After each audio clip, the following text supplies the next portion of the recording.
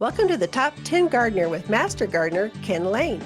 Gardening can be challenging, but with Ken's tips, tricks, and top 10 advice, you'll reap huge rewards. Now, welcome your garden host, Ken Lain. And welcome to this week's edition of The Mountain Gardener. Your host, Ken Lain, here every week talking about the landscapes of northern Arizona. And yet landscape or plants, gardening in the central highland, Arizona, basically. And we are seeing houseplants. Customers are coming in here, at least here in Prescott, at Waters Garden Center. We're having quite a few customers coming in, and they're saying, "I've got these little black gnats. They're flying around. They're attracted to my iPad or the TVs or the windows. And they're just bugging the living daylights out of me. What are they? What do I do?" Well, it's gotten a little chilly, and your houseplants, you might have had them outdoors, on the patio, on the deck, on the porch, and you've brought them indoors for winter, or you've just had them indoors to protect them from the cold. Well, there's a little bug called a fungus gnat that is also trying to stay warm. They live in the soil, so they've been outdoors in your containers, in your gardens, in your pots out there, whether it's a house plant or let's say dahlias or petunias. They've been outdoors, and they prefer outdoors, but it's been cold. And so now they're coming indoors, and they're so tiny, they can get into any crevice, any kind of, even a fraction of an opening at a door or a window. They're coming indoors because it's warm. And then they're going, "Okay, I made it. I'm on the cruise ship. I'm inside, just in this tropical environment. I'm going to enjoy this indoor warm environment. Where do I want to camp out?" And so what they do is they start heading to your gardens indoors, your houseplants. And so they live in the soil. So they'll fly in, find a houseplant, kind of nest inside there. And it's a fly. So the larva stage is actually a maggot. It's a little white worm that lives and eats the roots of your plant. So the maggot form, it'll live like that for several months. And then the adult stage comes up for just one thing. It only lives for a few days. And it's only up for one reason. Make whoopee, lay more eggs around that plant or to spread to other house plants. So fungus gnats are rather insidious. They're hard to deal with. And if you do a search online, how to deal with fungus gnats, you will be dumbfounded. Well, what to do? You won't have a clue what to do. It's so confusing. And all the advice is wrong. It's just wives' tales or, oh my gosh, I just scratch my head going, how you're confusing gardeners. Why are you doing that to them? Let me help you. You'll see, replace the soil, dig the plant out. It's crazy. Flush with water. None of that works. There's one thing that's going to work. Two things, maybe three things. Okay, let me go into details. So it's a maggot that's living in the soil. We need to break the cycle. You need to kill the maggots. You need to kill the larva stage, the worm stage of fungus gnats that are living in the soil. They tend to congregate. They're very social. They like to hang out together.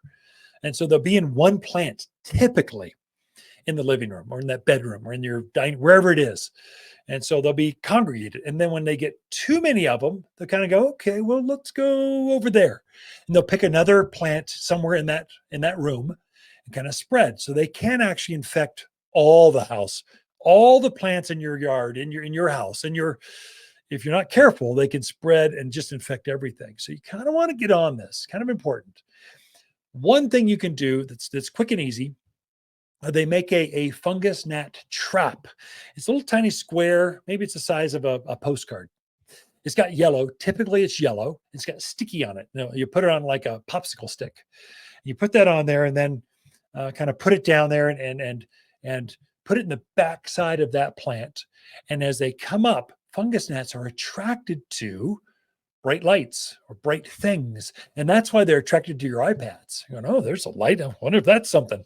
But if they come up out of the ground, they're looking to find a mate, and they're going to get stuck to that yellow sticky paper. Go, "Oh, I know I have problems there." What it does is it gets them stuck to that paper right away, so they can't lay more eggs. At least we're trying to break the cycle.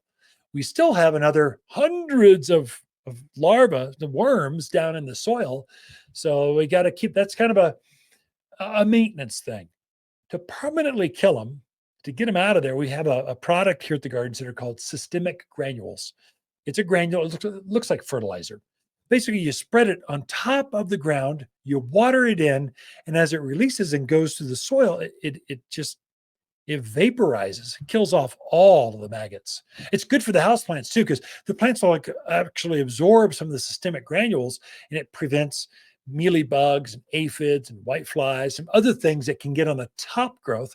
But it really goes to the soil layers where they're eating the roots and obliterates them, just gets rid of them. One application should do it for the year, for the season. So again, it's a good, easy way to get rid of. You don't have to replace any soil. Just sprinkle the granules on the soil, water it in, gets rid of them. The plants will absorb part of it, and it kind of inoculates that house plant, whether it's a Dracaena, a pothos, a philodendron, whatever it is, ZZ plant. It inoculates them so that keeps the bugs off, keeps the grubs out of the soil, and then off the stems as well. So fungus gnats, if you got little tiny black gnats in the soil flying around the house, they're living in the soil, and that's where they're coming from. And if I were doing it and I've got gnats in a certain area, a certain room in my house, I would do all the plants in that room. They spread pretty easily. So while you're doing it, why not just, it can't hurt. Systemic granules can only help, not hurt. So just do those 3 plants that are in your dining room. Just do them all, water them in, and that the plants will be hardened off. They'll be healthier. The color will come back on those plants. In fact, I would come back in a week, and I would fertilize that plant with a houseplant food. That would make a liquid, kind of a mild houseplant food. If it's kind of stressed, you're seeing some spots on the leaves, you're seeing the plants maybe a little droopy, the leaves are a little smaller, I might actually upgrade that from houseplant food to, we have a root and grow. We make our own compost tea here. So we literally boil some compost. We come up with this molasses looking kind of plant food. It's liquid form. So you add a tablespoon to a gallon of water, give it to your houseplants, and they will just love you.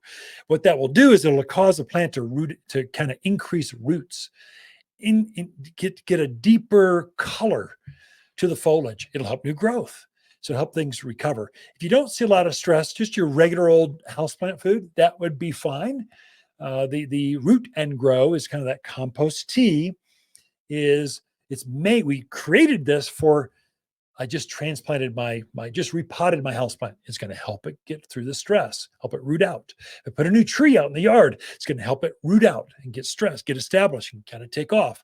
We really made it for transplant shock, but that root and grow, it's the best houseplant food you ever find. It's a tremendous cactus and succulent food. Oh my God, it's the best ever. I know they make other things that are labeled cactus food, but this one really works.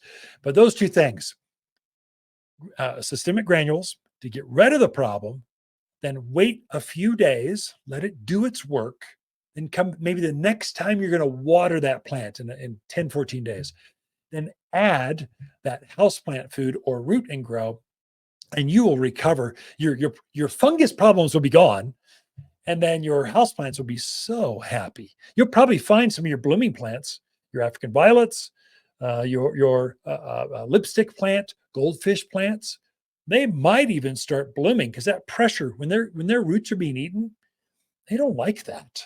And we're at the beginning of the growing season for these plants. They just came in. Fungus gnats, just these problem insects came inside because it was warm. And so it's just going to get worse as we go further in. We're not even at winter yet.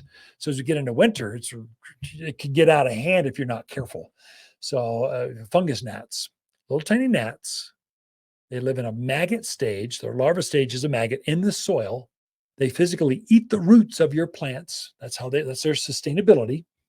And then they come up to do one thing, spread and lay more eggs and keep that thing going.